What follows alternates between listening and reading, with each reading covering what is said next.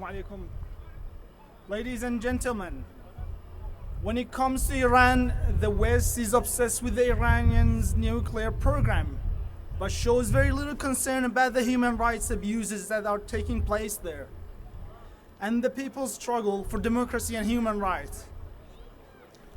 Some of the worst abuses taking place in the south region called Al-Ahwaz. My nation, Al-Ahwaz, has been under occupation and oppression from the Iranian regime since 1925. My people, under the occupation of Iranian government, still fighting for their freedom.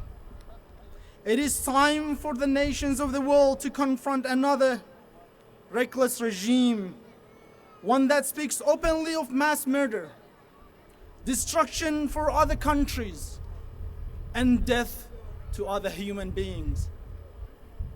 It is time for the regime to free all Ahwazi activists and other Ahwazi citizens that are unjustly detained.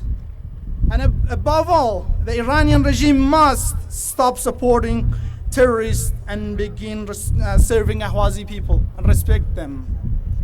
Ahwazis and other non-Persian people are what the Iranian leaders are afraid of.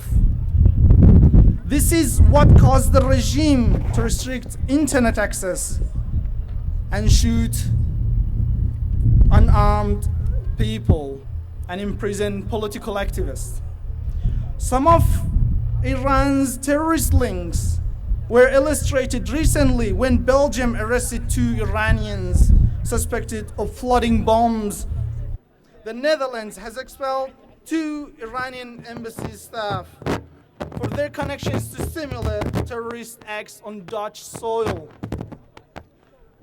A further example was the assassination of Ahmad Mullah Naisi in 2017, the leader of Arab struggle movements for liberation of Al-Ahwaz.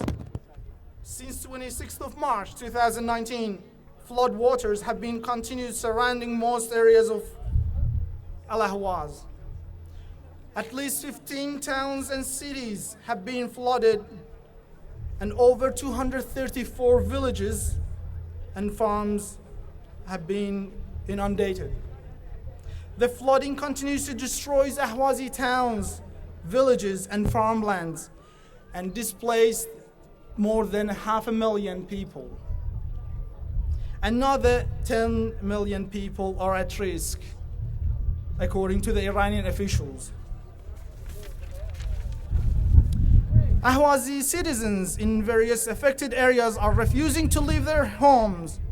They believe that the Iranian central government has a plan to change the demographic of Al-Ahwazi region by replacing the Arab population with a pro-regime migrants.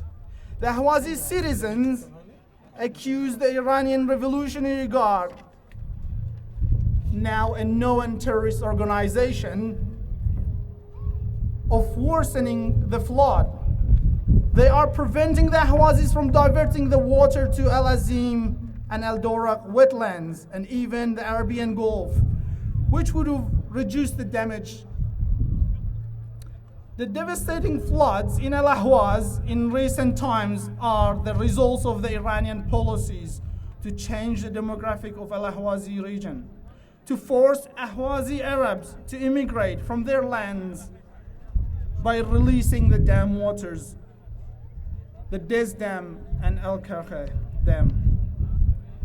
The IRGC, a well-known terrorist organization, their economic project to dry the Al-Azim wetlands in order to save the oils and gas resources.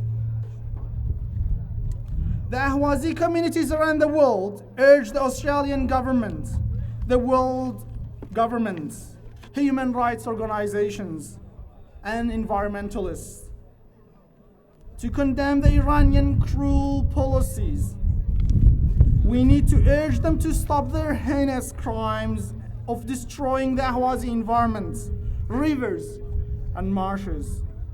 This destruction has led to Ahwazi become severely poor, forced the mass migration of my people to other part of Iran, and the genocide against my people, the Ahwazi Arabs. We call upon the humanitarian organizations and NGOs to put pressure on Iranian regime to stop their vicious policies in Al-Ahwaz and condemn them in the United Nations and other humanitarian organizations and parliaments. And I would like to thank the Australian government and all those federal police for this opportunity, and all these people behind me for supporting my people. So thank you very much. Thank you.